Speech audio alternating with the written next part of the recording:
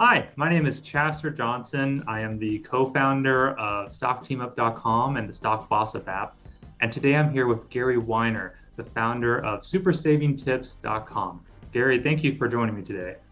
Oh, it's great to be with you, Chester. Good to be here. Thank you. Well, with everything in the world going on today, uh, it's concerned me a lot. So it's been on my mind a lot, and it's been on a lot of people's mind a lot.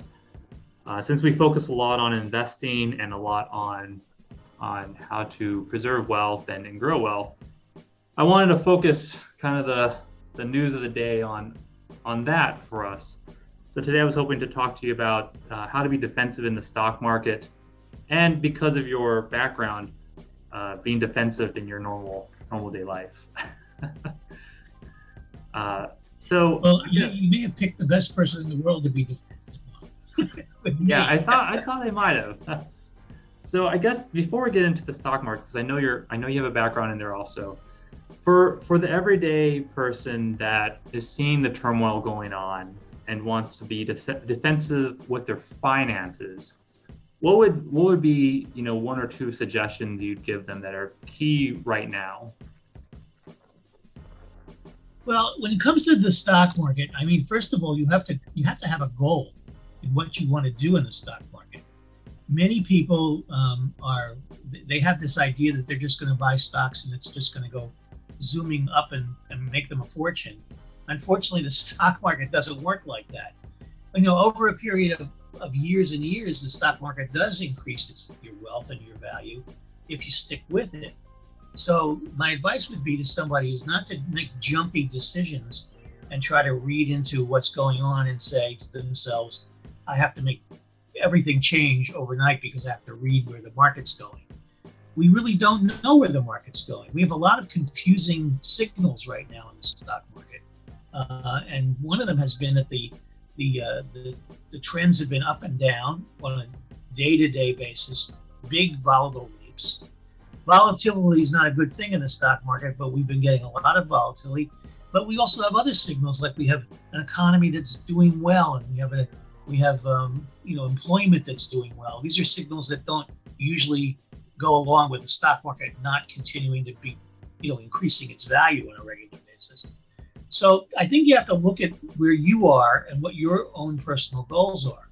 And my advice, especially to someone who's a conservative investor like I am, is to, not to make drastic changes, but to make the intelligent buys that you would make normally.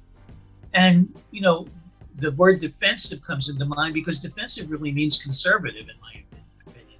It means buying stocks and investing in things that are sort of have a track record that you can count on, and different from perhaps something that's new and very fashionable and zooming up the charts, so to speak. And I don't like to get into those things on a regular basis at this point in my life. And even young people should be a little more conservative because they're in it for the long haul. That's my advice is, first of all, where are you as an investor? What's your risk tolerance and what can you afford to lose? Because you might lose money in the stock market. It's possible, especially in the short term. So, you know, the reality is, I have special privileges to certain data. So I know how risky some people are in the markets. And just for argument's sake, someone came into this current correction a little riskier than maybe the normal market, and now they're nervous. What would you suggest to them to do to make them less nervous about what's going on right now? Well, I think that there may be some transition into something that I would say is pretty common sense, and that is if you're going to make investments into stocks, particularly stocks, not bonds or other vehicles in the market, then I think you should be investing in things that that you personally think are things that you like and use yourself. Products that are conservative, um, utilities, things like that have dividends, particularly. Dividend items are very important because as the market erodes, you may lose some value in the stock, but you're going to get some feedback and some positive money coming back in dividends. not every stock has a dividend. In fact, many of the more volatile items don't have any dividends. I like to get involved with at least a portion of my portfolio that have dividend stocks. And in this point in time, I would say more so than not because of where we are. Some The of beauty the part, okay. I was going to say the beauty part of the stock market today, Chester, which I go back to investments back when I was in my 20s, in the 70s. The beauty part today is that you're not spending a lot of money, especially if you're self-directing your own portfolio. In the old days, there was no such thing as self-direction. Even if you wanted to buy something, you had to go through a broker and pay fees every time you bought and sold. Today, you don't have to do that. And that makes it a much more accessible item to people who don't have a lot of money, because they're not going to be spending a lot of money just to get into the market. But I believe they have to understand that it's just part of many ways that you can supplement and build wealth. It's one stream of income, and you need to. And if you're working and you have a job and you're invested in your company's pension plan and their stock purchase plan, you're already in the stock market. Now that's a way to build wealth. So this is just another step. So I would say be conservative, but look for items that aren't going to have big downfalls and big risks to them. And that means a stock probably that's a common everyday thing that you know and you use yourself and you have confidence with. Yeah.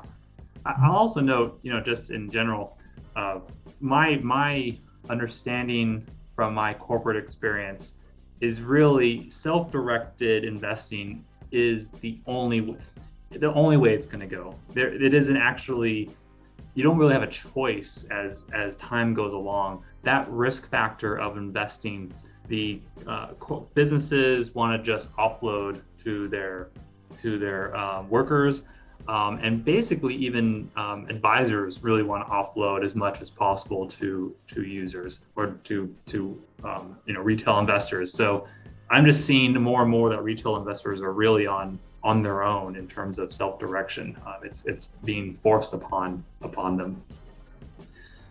Just one note. It does seem that way. Yeah. I was going to say, even the largest banks that have been traditional investment vehicles are discouraging having anybody help you. You do it yourself.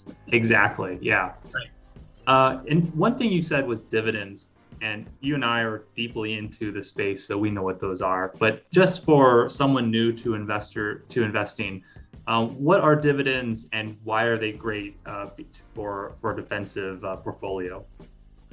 Well, a dividend is a share of the success of the stock amongst its stockholders. If you buy the stock, periodically the stock will issue a dividend based on its ratio of profit, and they're usually pretty predictable. In some cases, they've been the same for decades. People have relied on them as income. And obviously, the more shares you own, the more money you can get as the dividend pool. Even if you just have one share, you might get 18 or 20 cents quarterly from a stock. But if you have thousands of shares, you're going to get hundreds of dollars and possibly even more than that over a period of time. So it's a guaranteed stream of income to get it. And the stocks that issue the dividends are very successful stocks that have predictability. Some of them are so successful that they increase their stock dividends from time to time. And that's even better when that happens. But you don't want to count on that. What you want to look for is what kind of dividend they're issuing now and how long they've been issuing it. And you'll see when you go look through. That's another beauty part of the market today. You can get so much information from the internet about these stocks. You don't need an expert to tell you this. You can just look it up yourself. And once you see it, and you don't have to be a highly financial person to understand the statistics of a dividend. It's how much money you're going to get every so often, usually quarterly. And when it comes out, you can then determine whether or not you're going to offset gains or losses with that dividend. So in a stock market that's down or trending down, when you own a dividend stock, even if you're losing money on the share value, you're going to still probably get that dividend to offset that loss. So it kind of helps you ease the pain when you're going through the bad times. But the good news is that eventually you'll have good times too, and you'll still get those dividends. Absolutely. I love talking about dividends. You know, they seem so obvious, right? But I've told this story before, but I'll say it again. You know, I went at one point. I'm a hyper conservative investor most of the time, but I was going for the highest dividends, and I was going for it was a shipping company that had like a 10% dividend, and I thought I was the smartest guy ever. But suddenly their stock dropped precipitously, and the reason why was they were selling off assets to pay those dividends. And I realized I need to do more research. I learned a lesson there. That's a scary thought. Yeah, I learned a lesson. That's a scary thought. And I understand how that happens. Yeah. Because, you know, on the surface, it looked very attractive to you. But Yep. then you have to get into the nitpicking of where that money's coming from. You don't have that problem with well-known, long-lasting stocks that have been around for generations. You know, so there's many of them. I don't have, you know, if you pick the stock, let's say like Coca-Cola, for example, that's been around for how many decades, and they're paying dividends, and they're not going to go away because they have to sell off an asset. It's not going to cause their stock to decline. Yeah, I always like to share that story because I want people to come out of here that dividends are good, but stick to what you know until you do more research. Right. So that's one of the pieces, Shasta. One of the pieces of advice that I give to people, and I want to underline the fact that I am not a stock advisor or broker. I base this on my personal experience, and I like to share my personal experience because at my age, I think I have made enough good decisions and bad decisions that will help someone. But one of the things that I've learned about the stock market in general is you will make some mistakes, but if you're going slowly and you're sticking to your guns on your plan, you can recoup those mistakes. It's not, you still go in thinking that everything you're going to do is going to be a winner every time. No one's that good. No one, not even the brokers who say they're that good are not that good. Absolutely. All right. So my last question to you, I want to go back to the theme of super savings. I want everyone to invest, and it's hard sometimes when it's hard to save. Can you give just one tip to end the video that people can use to start saving and then start investing? Well, that's I could talk for an hour about it. I know. I'll give you a short version. You can't spend money impulsively on anything if you're going to be a smart saver. You have to have a budget. That's the first thing that everybody needs to know about how they live their life. And once you have a budget and you're living by your budget, even if you're having difficulty living by your budget, there are ways to shave your budget so that you come up with extra money at the end of every month. Everyone can do this, even if it's difficult. But it's, for a lot of people, it's not difficult. They just spend whatever they get. And you can't live on every penny that you earn or on every penny that you're going to earn. That's even worse, because that means you're going to be into debt if you do that. So my advice to people is to make a budget and live by your budget, and try to figure out at some point, make a little bit of a pain in your budget so that you can get that extra money out of your budget and use it for other things like investing. That's rule one. And you can do that from the day you start your first job and you start getting an income.